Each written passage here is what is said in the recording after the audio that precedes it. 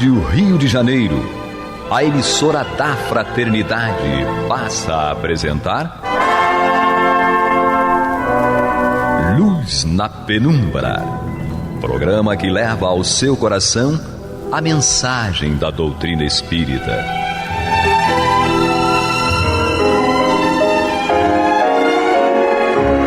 E com vocês, João Nogueira, para estudos de obras póstumas de Allan Kardec. Bem, meus queridos amigos e irmãos, estamos aqui mais uma vez, como diz o Renaud, para o estudo de obras póstumas. E hoje estamos dando continuidade ao capítulo das manifestações dos espíritos. O parágrafo é o 5º parágrafo, que é da aparição de pessoas vivas, bicorporeidade. E vamos então à leitura do item 32.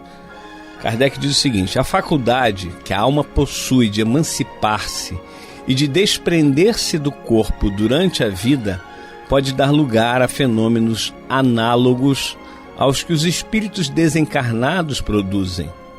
Enquanto o corpo se acha mergulhado em sono, o espírito, transportando-se a diversos lugares, pode tornar-se visível e aparecer sob forma vaporosa, quer em sonho, quer em estado de vigília.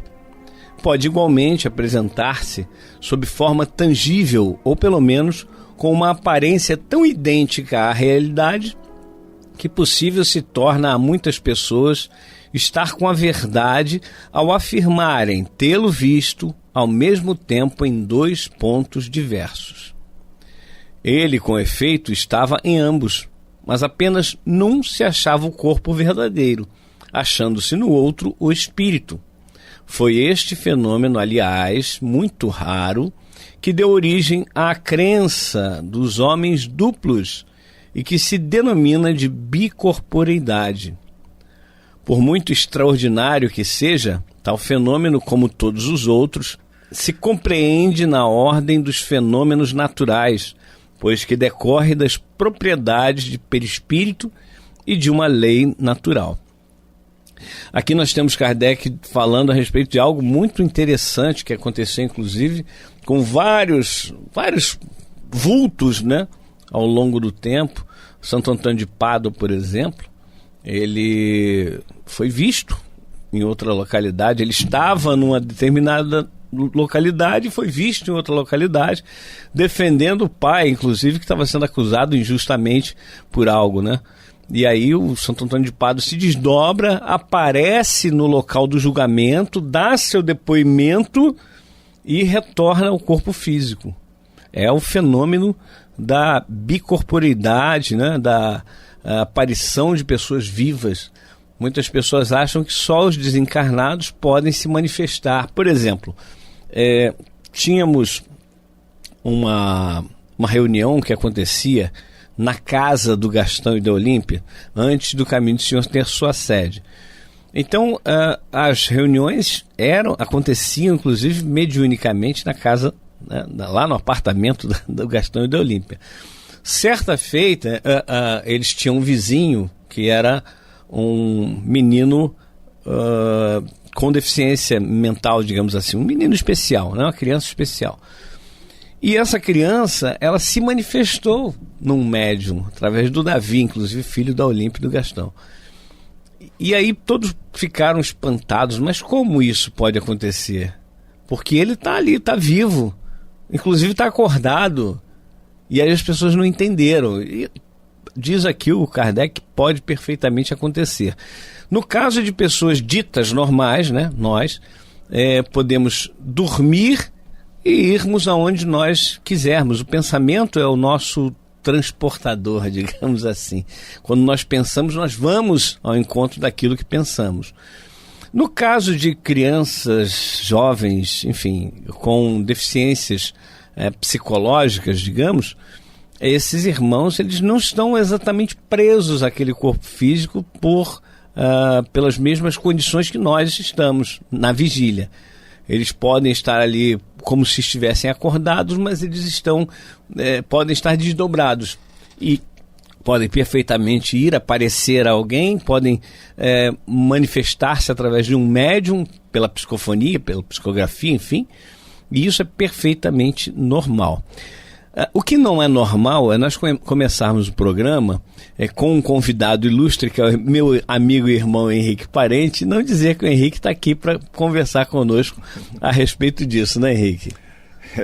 É verdade. Eu que agradeço a oportunidade de estar aqui no programa Luz na Penumbra, né? Esse programa que acompanha o nascimento da rádio, é verdade, basicamente, e estarmos nós dois aqui refletindo sobre esses ensinamentos espíritas de grande valor e que nos coloca a par de fenômenos que muitas pessoas ainda desconhecem, né? Onde a gente, muitas vezes, através de literatura fantasiosa, ou mesmo de um filme, algo assim, vê coisas semelhantes e acha que aquilo é só uma ficção.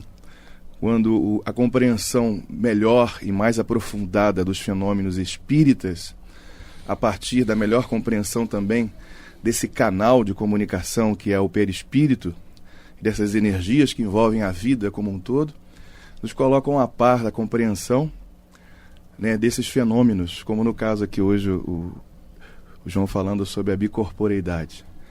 E bacana também é saber que a história da Igreja Católica, ela traz o caso que você citou de Santo Antônio de Pádua, e outros casos que fazem referência a esse tipo de acontecimento, onde aquela pessoa que ainda estava encarnada se manifestou ao mesmo tempo em outro lugar, fazendo coisas, pôde ser visto, atestado por todos, de ambos os lados.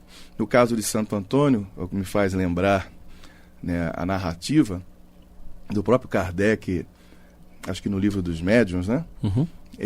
O corpo dele ficou inerte, porque o espírito que dá ação, né, ao corpo, ele se manifestou em outro lugar, tomou uma proporção física suficiente, talvez até tangível ao ponto das pessoas tocarem nele, e fez a defesa do Pai. Então a gente percebe que o espírito não está encerrado no invólucro plenamente. Eu queria até ler, né? Aqui não é nenhuma página espírita, pelo contrário, é uma página católica que fala do que eles chamam de o milagre da bilocação. Ele diz assim: em Portugal, seu pai havia sido julgado por um assassinato que não cometera.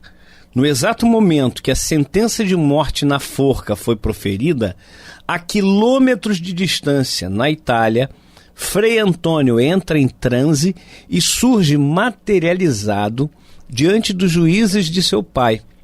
Após o espanto das testemunhas, Antônio diz: venham comigo ao cemitério e eu irei provar a inocência de meu pai. Chegando ao local, pediu para que o túmulo do morto fosse aberto. Em seguida disse em voz alta: levanta-te e diga para todos que aqui estão: foi o meu pai, Martinho Bulhões, quem o matou? Para espanto de todos ali presentes, o morto levantou-se e respondeu: não foi Martinho Bulhões quem me matou. Depois que o morto se recolheu para seu caixão, a sentença foi anulada. Que coisa, e a gente tem, a gente tem uma visão aqui, né, de um morto se levantando, né? Provavelmente esse morto, esse desencarnado, ele reaparece de uma forma, claro, espiritual. Não precisava abrir o túmulo, mas era necessário que aquilo ali fosse realmente comprovado. E as pessoas precisam de tintas fortes, né, para provar, né, Henrique? É verdade. Na mente de muitas pessoas, ao ouvir ou ler uma narrativa como essa, imagina logo um filme de terror, né? É verdade. Onde a gente vai ao cemitério e os túmulos se levantam, os corpos, tal. Então, como disse o João, existem muitas maneiras do espírito levantar-se, né, do caixão. E uma delas é através da materialização. Então, existem muitos fenômenos de materialização estudados por inúmeras escolas no decorrer dos séculos. Mas, a partir do século XIX para cá, principalmente com o advento da doutrina espírita, essas possibilidades de pesquisa tomaram um outro caráter. Um homem chamado Allan Kardec, um cientista conhecido na França e na Europa, ele tornou possível a gente tocar com a mão com o dedo em coisas que antes só era possível imaginar e que muitas pessoas fantasiavam a respeito. Mas eram fenômenos que fizeram parte de toda a história da humanidade, fazem parte da história da humanidade. E que hoje, infelizmente, ainda muitos desconhecem. Muitos não têm noção e ainda imaginam que é pura fantasia. Né? Aprendemos nós que a vida não começa no berço, não termina no túmulo, que existe uma realidade espiritual.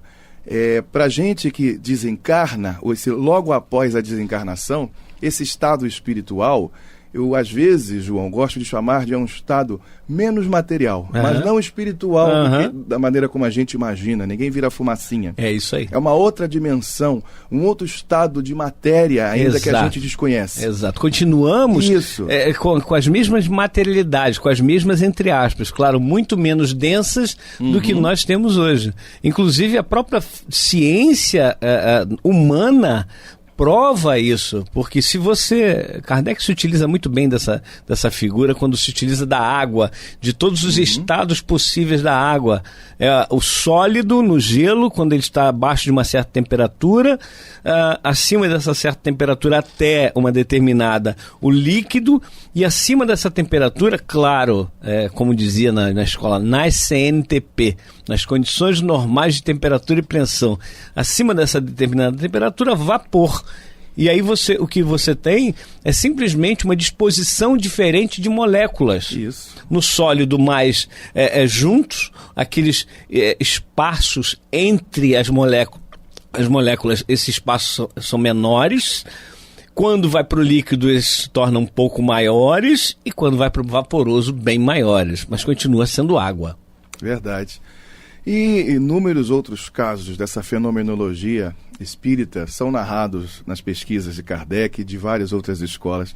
Quando a gente lembra de Jesus, quando encarnado, nos momentos onde ele desaparecia, né? E ali, como é que ele desaparecia? É uma situação parecida com esta que a gente está narrando aqui hoje, de um estado de bicorporeidade. Só que ali o corpo físico ele assume uma outra proporção por causa do perispírito que o envolve. Sim. E é como se ficasse invisível. E às vezes se corporifica em outro lugar e assim por diante. Existem inúmeros casos relatados no século XIX, início do século XX, onde um corpo físico de uma pessoa se desmaterializa em um ambiente e se rematerializa em outro. Isso foi fotografado, foi catalogado, foi de toda sorte foi pesquisado. Então, a gente tem material suficiente para poder perceber que a vida realmente vai muito mais além do que os nossos olhos podem perceber. Nossos sentidos, numa maneira geral, né? É verdade. Mas, meus irmãos, vocês estão acompanhando o programa Luz na Penumbra. Estamos no estudo de obras póstumas de Allan Kardec, aqui na companhia do meu irmão e amigo Henrique Parente, com a operação do nosso Serginho. Obrigado, Serginho, pelo carinho de sempre. E vamos em frente aqui, vamos para o próximo parágrafo, nesse que é o capítulo de Manifestações dos Espíritos. Vamos iniciar então o parágrafo 6º, que é dos médiuns. E aí eu quero lembrar novamente que no livro Obras Póstumas, Kardec faz uma espécie de resumo, uma espécie de, vamos dar com simplicidade a ideia do que sejam os médiuns, a ideia do que sejam as faculdades mediúnicas. Mas o aprofundamento desses itens com relação à mediunidade se dá no livro dos médiuns. Não podemos esquecer que o livro dos médiuns é a referência para estudarmos a mediunidade. Tá? Então vamos ao que Kardec coloca aqui no parágrafo 6º, dos médiuns, no item 33, a partir do item 33. Médiuns são pessoas aptas a sentir a influência dos espíritos e a transmitir os pensamentos destes. Toda pessoa que, num grau qualquer, experimente a influência dos espíritos é, por esse simples fato, médium. Essa faculdade é inerente ao homem e, por conseguinte, não constitui privilégio exclusivo, donde se segue que poucos são os que não possuam um rudimento de tal faculdade. Pode-se, pois, dizer que toda gente, mais ou menos, é médium. Contudo, segundo o uso, esse qualificativo só se aplica àqueles em quem a faculdade mediúnica se manifesta por efeitos ostensivos de certa intensidade. Muita gente eu já ouvi dizer que não é médium. Eu não sou médium. Eu não sou médium e tal. E a gente tem que entender muito bem o que Kardec está colocando aqui. Ele diz que toda pessoa que num grau qualquer experimente a influência dos espíritos é por esse simples fato médium. E essa influência que nós experimentamos, porque todos nós realmente somos médiuns, ela pode ser muito sutil. E nós, ao transmitirmos essa influência sutil a uma outra pessoa, nos caracterizamos como médium, que é o intermediário. Não há mediunidade, isso é bom deixar claro, quando nós pressentimos e não passamos adiante. Aí nós não somos intermediários. Nós estamos tendo a nossa faculdade mediúnica está em ação, o sensitivo que nós todos somos, em grau maior ou menor, está acontecendo, a influência dos espíritos está ocorrendo, mas nós não estamos transmitindo para outras pessoas aquilo que vem da espiritualidade. Então isso não é mediunidade. Por isso que a gente faz uma advertência com relação aos animais, que eles não têm a faculdade mediúnica, eles não são médiuns, por assim dizer. Eles são sensitivos, eles percebem a espiritualidade, mas eles não têm a condição de transmitir para nós aquilo que o espírito vai colocar. Então, por isso que não há mediunidade nos animais. Não é isso, Henrique? É verdade. É preciso que haja, né, essa relação de transmissão, como disse o João, através de uma influência recebida, uma influência externa. E a gente, naturalmente, transmite isso para outras pessoas. É como estabelecer uma relação com outras pessoas, através de um conhecimento adquirido, onde a gente passa aquilo que a gente, um material que a gente adquiriu, estudou, etc. e tal. Então, para haver ou ser chamado de mediunidade, é preciso que haja essa relação. Exatamente. De troca. Exatamente. E não apenas de percepção. E essa história, Henrique, de que todos nós realmente somos médiuns, ou tem algumas pessoas que não são médiuns? Todos, na verdade, são médiuns. Como o João leu ainda há pouco, na definição de Kardec, a gente usa a palavra para aquelas pessoas que têm essa mediunidade de maneira mais ostensiva, né? Onde a presença da percepção mediúnica e da relação que ela estabelece com essa percepção, ela é mais ampla, ela é maior. Mas, em geral, milhares de pessoas têm um contato meio que inconsciente com a vida espiritual e não sabem. Daqui a pouco mais vai ser lido aqui exatamente aquilo que Kardec chamou de médium facultativo e o médium intuitivo. Exato. E vai ficar mais claro, compreendemos a respeito disso. A gente falou agora nos programas anteriores a respeito do desdobramento, quer pelo sono, quer pelo êxtase. São coisas diferentes, como Kardec descreve nos itens anteriores que nós estudamos. Agora, nós temos aqui a questão da mediunidade sendo aplicada para algum ponto, algum sentido, né? Não há simplesmente no sono vamos fazer uma viagem, a espiritualidade vai nos mostrar alguma coisa só para a gente ficar, beleza, que maravilha, que lindo lugar, que lindos ensinamentos.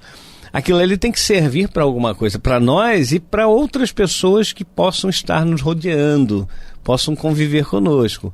Então, aquela pessoa que se diz não médium e tem um sonho e quando acorda vai contar para alguém, isto é mediunidade, não é, Henrique? É verdade. Você acabou de ser o intermediário entre o que a espiritualidade te passou e alguém a quem você contou que possivelmente... Isso é muito interessante. Aquela informação, aquilo que você passou para a pessoa, aquilo vai ser importante para aquela pessoa. mesmo que aquela pessoa no momento não entenda nada, porque por vezes o sonho é algo assim, nossa, que coisa maluca que você sonhou, né? Uhum. Existem pessoas que nascem com esta proposta, como se fosse uma necessidade, uma missão, como chamam alguns. E eu estava me lembrando aqui, João, daquele filme que passa uma mensagem muito curiosa, apesar às vezes do tom, da música meio sinistra, né? Meio misteriosa, mas um filme muito interessante, de alguns anos atrás, chamado Sexto Sentido. Ah, sim. Quem já assistiu vai lembrar do que eu estou falando, do menino que tinha a faculdade mediúnica e não a compreendia. E no desenrolar do filme, no final das contas, ele compreendeu. Inclusive, deixa eu fazer um claro. parênteses. Nesse filme, a nossa ideia toda gira em torno do menino desencarnado e o homem, né, que eu já não me lembro o ator, você lembra? Era o Bruce Willis. Bruce Willis. O ator, aquele personagem que era o médium. E no final a gente percebe que é o contrário, que o menino que era o médium. Mas continue. Mas no final das contas, o menino entendeu que ele precisava estabelecer exatamente um contato com outras pessoas e utilizar aquela capacidade de percepção da vida espiritual para ajudar. E ao fazer isso, ele foi deixando de sentir medo. Ou seja, o medo, ele sentiu o medo, porque todos sentem algum medo. Claro, né? claro. Salvo, claro, pessoas que estão plenamente envolvidas com isso, que aprendem realmente a estabelecer uma relação muito pessoal e aí acabam perdendo o medo. Mas, em geral, todos têm um pouco de medo. Mas no filme, o menino foi diminuindo esse medo porque justamente ele se abriu para que aquilo fluísse através dele. Então ele passou a ajudar. Eu lembro de um espírito de uma menina que tinha sido assassinada, que ele ajudou a que fosse descoberto que foi um crime. E aquele espírito ficou livre. E ele entendeu que ele tinha um papel a desempenhar e a relação dele com a mediunidade foi outra, completamente outra. Então, a mediunidade tem um objetivo, tem um fim, tem vários, não é só um, não, mas vários. Um deles, e pelo menos quando a gente pesquisa a respeito, nos põe a par de que a vida volta à mesma tecla. Não começa no berço e nem termina no túmulo. Todos nós continuamos vivos após o passamento, após a desencarnação ou o fenômeno chamado morte. E ninguém está impedido de se relacionar com aqueles que partiram, ou se fomos nós, no caso, que estamos partindo, de nos relacionar com aqueles que ficaram. Existe uma reciprocidade. Isso é a lei de Deus. A gente encontra isso em todos os livros sagrados da história, de maneiras diferentes, com coloridos diferentes, com uma linguagem, né, que expressa diferente, mas o fenômeno é exatamente o mesmo. Eu queria ler, inclusive, né, você deu a deixa, a pergunta 934 de O Livro dos Espíritos, que trata da perda de entes queridos, e a pergunta de Kardec é assim, a perda de entes queridos não nos causa um sofrimento mais legítimo quando é irreparável e independente da nossa vontade? Resposta: essa causa de sofrimento atinge tanto o rico como o pobre. É uma provação ou expiação e lei para todos.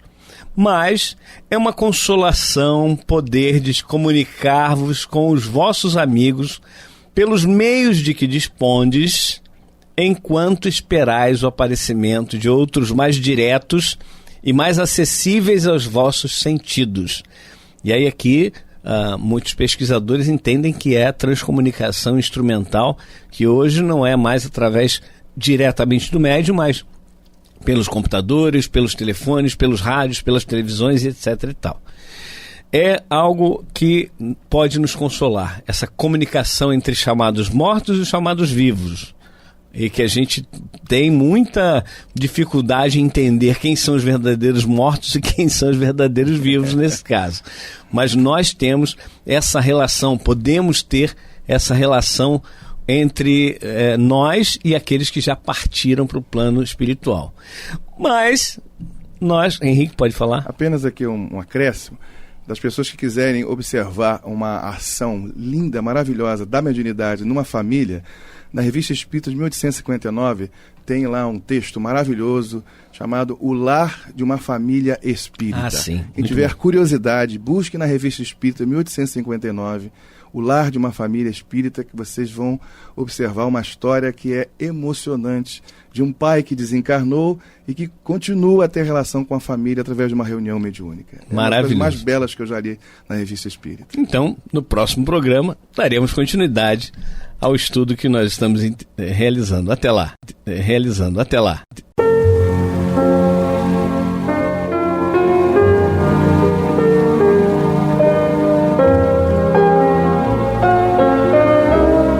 A Rádio Rio de Janeiro está levando ao seu lar e ao seu coração a mensagem consoladora da doutrina espírita, através do programa Luz na Penumbra. E agora com vocês, Marta Batista e Antônio de Pádua Barbosa. Olá, meus ouvintes, nós estamos chegando aos seus lares através do programa Luz na Penumbra e neste programa nós deveremos continuar com o estudo, desenvolver o estudo do Evangelho segundo o Espiritismo, já no seu capítulo 14. Honrai vosso pai e vossa mãe. Nós estamos na instrução dos espíritos e esse tema é constante do item 9, a ingratidão dos filhos e os laços de família. É uma mensagem trazida por Santo Agostinho. Ela chegou em 1862 em Paris e nós vamos desenvolvê-la hoje com o nosso estimado Antônio de Pádua. Para nos dar o suporte na técnica, temos o querido Cláudio Almeida. E vamos então pedir ao Antônio para que ele prossiga com o estudo desta instrução, para que a gente perceba tudo o que ele quer nos oferecer, para que não tenhamos mais dúvidas acerca do nosso comportamento em relação aos pais, né? Entendendo como funciona esse honrar pai e mãe, de que forma que nós precisamos agir para que estejamos realmente de acordo com esse 4º mandamento. Então, eu vou dar um olá para o Antônio e pedir que ele continue a desenvolver esse estudo. Olá, Antônio. Olá, Marta.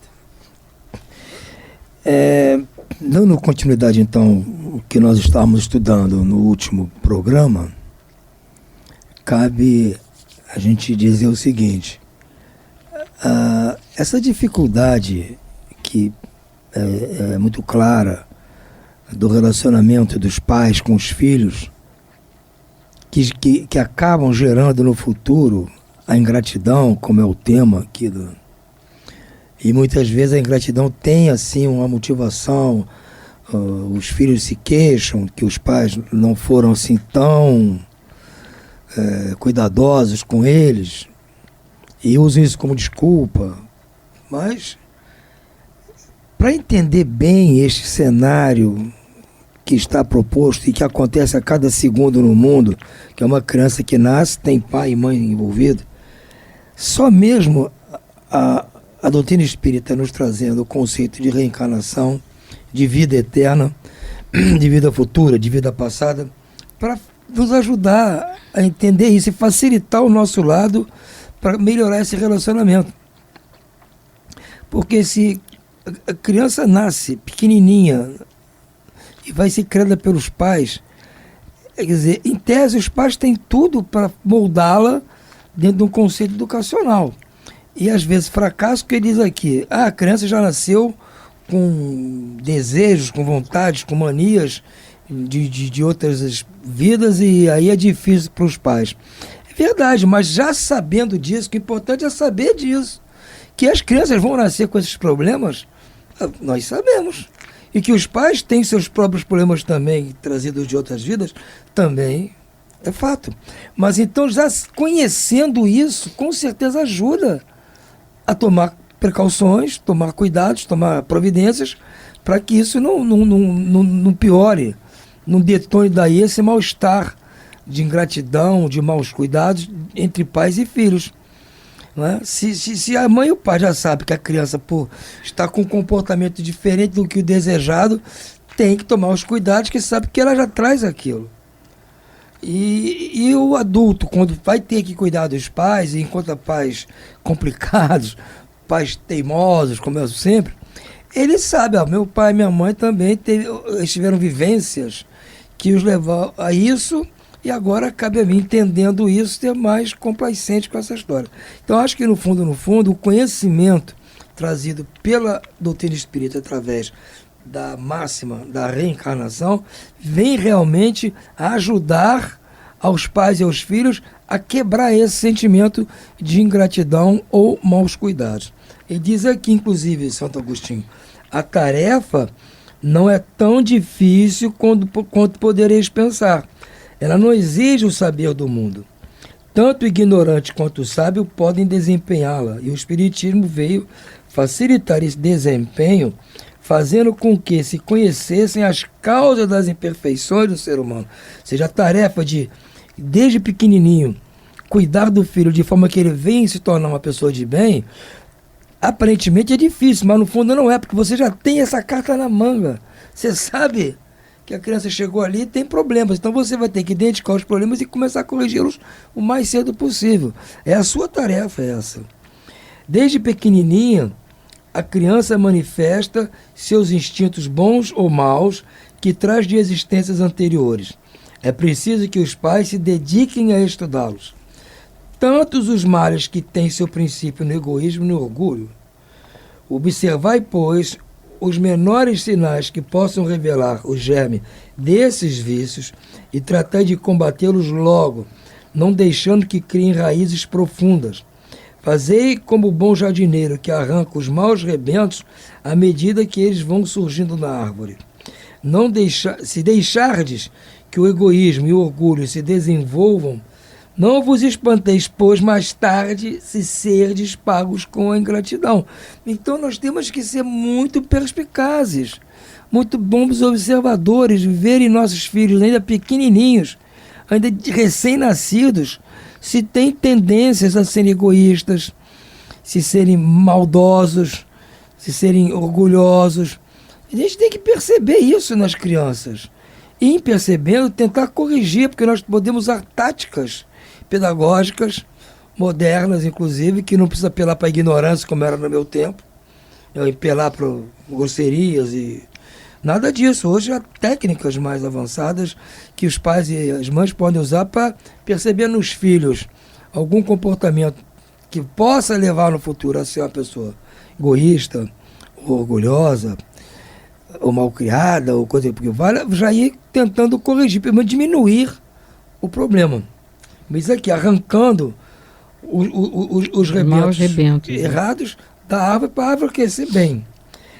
Quando os pais fazem tudo o que devem fazer para o adiantamento moral de seus filhos, porém, mesmo assim, não alcançam êxito, isso acontece. As pessoas falam, puxa, mas eu fiz tudo o que tinha que fazer e mesmo assim não deu certo. Acontece. E aí, qual que vai fazer? Qual é a solução? Diz ele aqui, eles não têm que se lamentar e sua consciência pode ficar tranquila. Ou seja, se acontecer, por mais que você faça, seu filho acabe no futuro sendo um ingrato, paciência, você tem a consciência tranquila de que você fez tudo o que tinha que fazer. E se você não tivesse feito isso, podia estar pior. Claro. Podia estar pior. Se não está pior é porque você fez força para não deixar ficar pior. Então você já tem grande mérito nisso. Quanto à tristeza bem natural que eles sentem pelo fracasso dos seus esforços, Deus lhes reserva uma imensa consolação, pela certeza de que se trata apenas de um atraso, de que em outras existências lhes será permitido acabar a obra começada nesta, e de que um dia o Filho ingrato os recompensará com o seu amor. Então, vejam bem, porque mais uma vez é a reencarnação, a lei da reencarnação nos consolando, nos mostrando como temos que agir. Não ficar resmungando, dizendo que filho ingrato, filho é isso, fiz tudo e recebo isso. Não, falar, eu fui até onde pude. Até onde pude eu fiz. Se ele não aproveitou, ou se aproveitou a sua parte, Não há problema. Nós temos um futuro, a eternidade, para nos encontrarmos novamente e eu dar continuidade ao meu trabalho. Não há problema. Não há problema algum. E só a reencarnação que pode nos trazer esse consolo. Deus não dá uma prova acima das forças daquele que a pede. Só permite as que podem ser cumpridas. Se nós conseguimos triunfar, não é por falta de possibilidade, mas de vontade. Quantos existem que, em vez de resistirem aos maus procedimentos, neles se satisfazem? É a esses que estão reservados os choros e as lamentações em suas vidas futuras. Admirai, porém, a bondade de Deus, que nunca fecha a porta a quem está arrependido.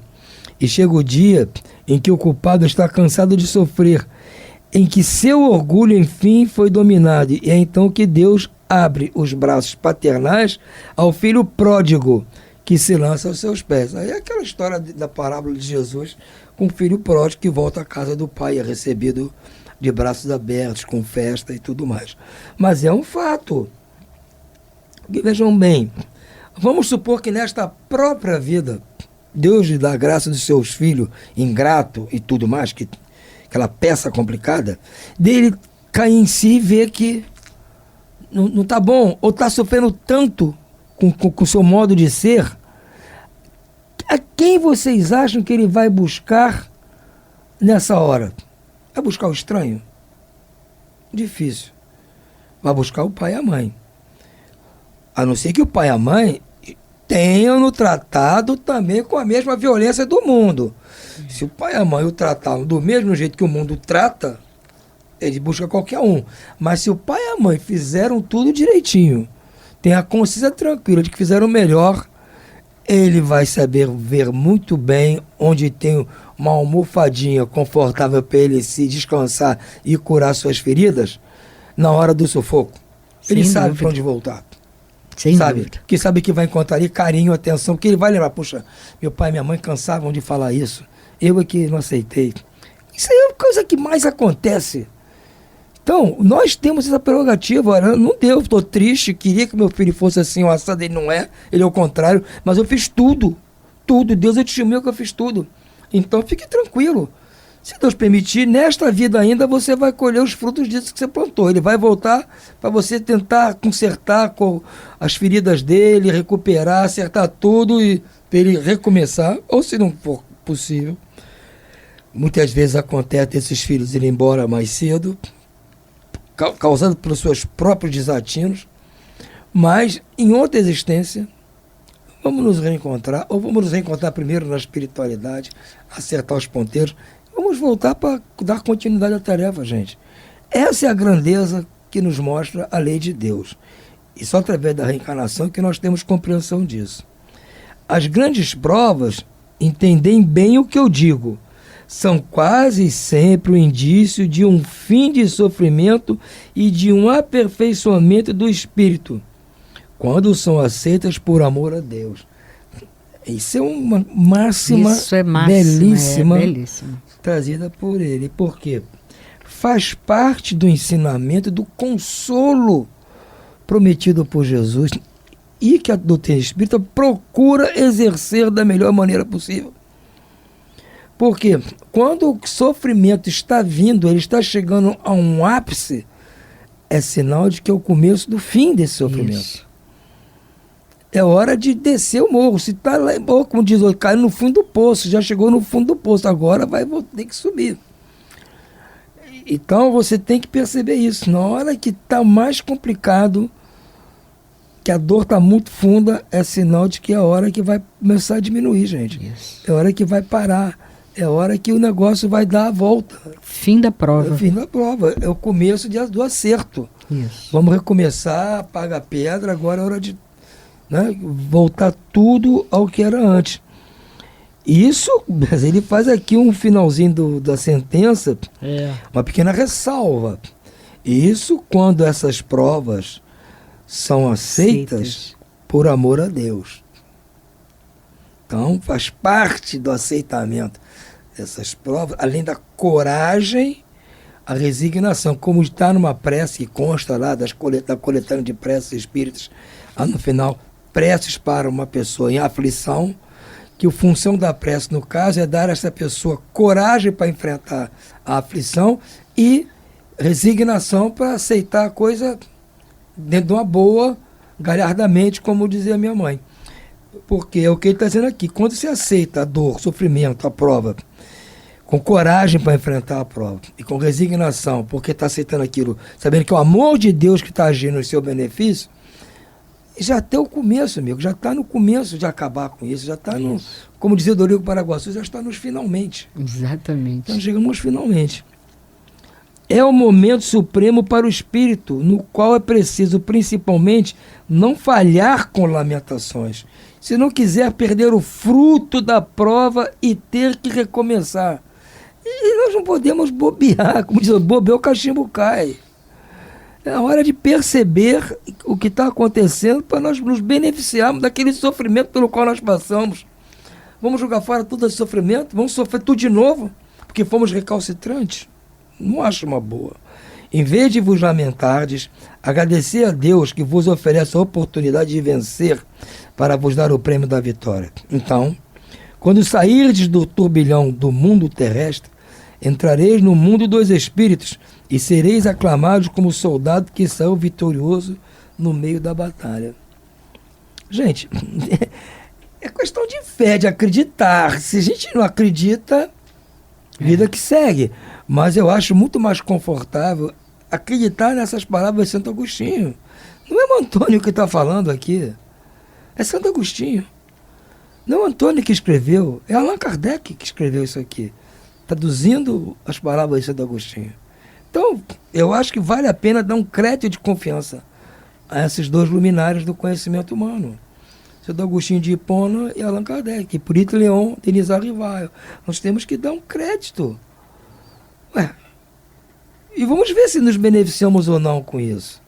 Ficar como está, reclamando, recalcitrando, chamando o filho de ingrato, não vai resolver.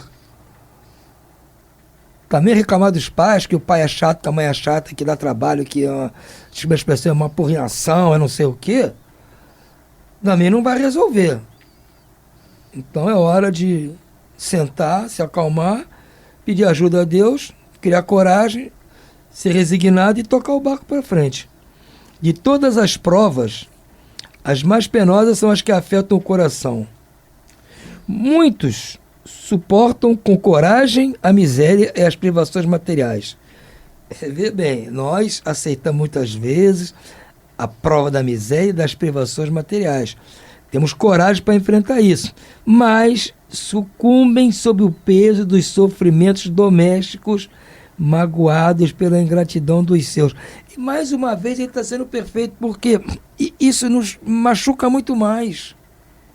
Você pode passar fome, você pode ficar sem dinheiro, ficar sem trabalho, ficar doente, o que for.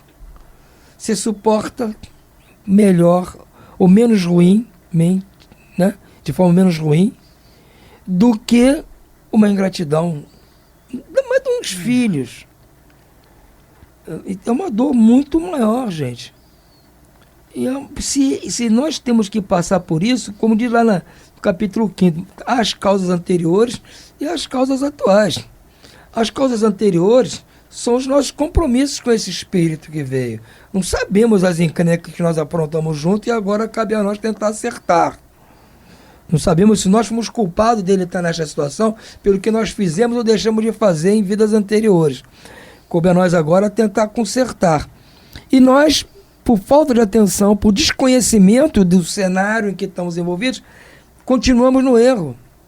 Não corrigimos e, ao contrário, muitas vezes incentivamos ou fomos negligentes com a criação dele, como consta lá nas causas atuais das aflições. No capítulo 5, se me falha a memória, aí tem 4. Então, temos que ter consciência disso. Então, se estamos passando por isso, vamos ver quem é o culpado. Não é ele. Pode ter certeza que não é ele o culpado. Não é o ingrato, gente, não é o ingrato que é o culpado da ingratidão. A nós não. Vamos ter consciência aqui. O culpado somos nós, estamos merecendo passar por isso. Se não merecêssemos, não íamos ter filhos assim. Uma boa. Como é terrível essa angústia. Mas o que pode, nessas circunstâncias, reerguer a coragem moral, senão o conhecimento das causas do mal? Vamos lá ver as causas anteriores às causas atuais da aflição. E a certeza de que, se há longas aflições, não há desesperos eternos, porque Deus não pode querer que a criatura sofra para sempre. O que há de mais consolador, de mais encorajador, do que o pensamento de que depende de si, dos seus próprios esforços, abreviar o seu sofrimento, destruindo em si as causas do mal. É, mais uma vez, o conhecimento que nos é trazido pela doutrina que vai nos consolar e diminuir o nosso sofrimento moral. Pode não diminuir o físico, não diminuir o econômico, o material, mas vai diminuir o moral, porque o estudo disso aqui, o conhecimento deste cenário, como se construiu o cenário, o envolvimento de vidas anteriores, sua e dos outros envolvidos, vai dar a você capacidade de, entendendo tudo que está acontecendo, tomar as posições mais corretas daqui para frente, dentre as quais está a primeira: seja resignado, tenha coragem para enfrentar. E aí a ajuda vem, tenho certeza disso.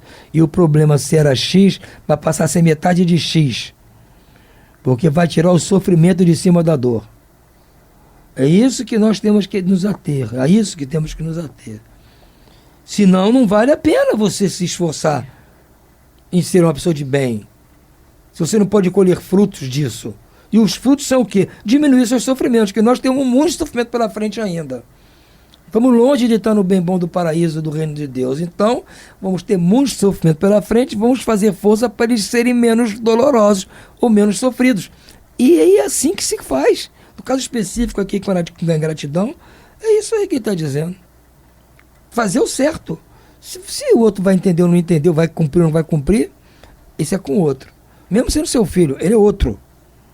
Ele é um outro ser pensante. Tem um código de barra diferente do seu, completamente diferente. O código de barra universal dele é diferente do seu, não existe igual. No universo, outro igual a ele. Então, você está ajudando, muito provavelmente, porque você também ajudou a destruí-lo, a deixá-lo assim. Agora veio você tentar consertar. Então, vamos pensar nisso. Para isso, no entanto, é preciso que o homem afaste seu olhar da terra e não veja só uma existência que se eleve, pairando no infinito do passado e do futuro. Então a grande justiça de Deus se revela aos seus olhos. E ele espera com paciência, porque é explicável agora o que antes na Terra lhe parecia uma monstruosidade. Ele está fazendo aqui um fechamento de tudo que nós estudamos aqui, desde o capítulo 2, com a vida futura, passando com a justiça das aflições no capítulo 5, com Cristo Consolador no capítulo 6, ele está aqui reforçando, gente. Está nos reforçando, usando como fundo a ingratidão entre pais e filhos. Mas isso vale para qualquer sofrimento, ou qualquer coisa. A gente não tem capacidade de ver, porque estamos com os olhos presos aqui na terra. Vamos nos elevar e tentar ver de cima o que está acontecendo. As feridas que recebeu não lhe parecem mais que arranhões agora. Neste golpe de vista lançado sobre o conjunto, os laços de família parecem como verdadeiramente são. Não mais os frágeis laços da matéria ligando seus membros, mas os laços duráveis do espírito, que se perpetuam e se consolidam ao se depurarem em lugar de se esfacelarem com a reencarnação. Não, gente, eu não preciso nem falar, vou ficar repetitivo aqui. Os espíritos cuja similitude de gostos, identidade do progresso moral e afeição fazem com que se reúnam, formam famílias. Esses mesmos espíritos, nas suas migrações terrestres, se procuram para se agruparem, como fazem no espaço, nascendo daí as famílias unidas e homogêneas. Se nas suas peregrinações, momentaneamente, eles estão separados, mais tarde se reencontram felizes com seus novos progressos. Porém, como não devem trabalhar somente para si mesmos, Deus permite que os espíritos menos adiantados venham encarnar entre eles para receberem os conselhos e os bons exemplos, com vistas ao seu adiantamento. Seu Agostinho está certo, Marta. Totalmente. É verdade. E o Espiritismo nos traz, né, esse presente abençoado, que é o do raciocínio e da informação do passado, né, e essa solidariedade que o passado tem com o presente e com o futuro, né, que nos capacita a entender que esses ódios, né, e essas dissensões são fruto do passado, por isso gerando ingratidões, que cabe a nós agora superá-las, porque sabemos dessa anterioridade. E vamos então assim, dando prosseguimento a essa jornada, ampliando essa família cada vez mais e ela se tornando a família universal. Não é isso? Mas olha, o tempo já acabou, nós temos que parar por aqui. Desejo a todos muita paz e serenidade.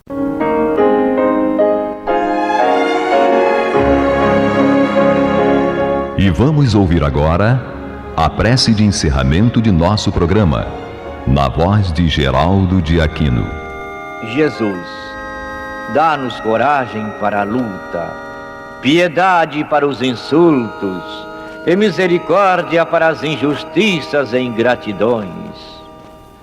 Limpa nossa alma de inveja e ambições mesquinhas, de ódio e de vingança o nosso caminho.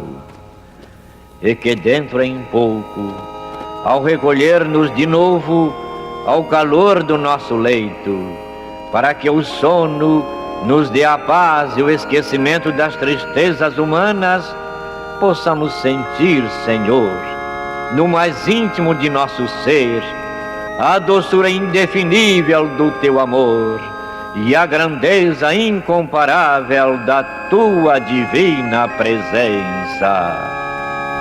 Que assim seja.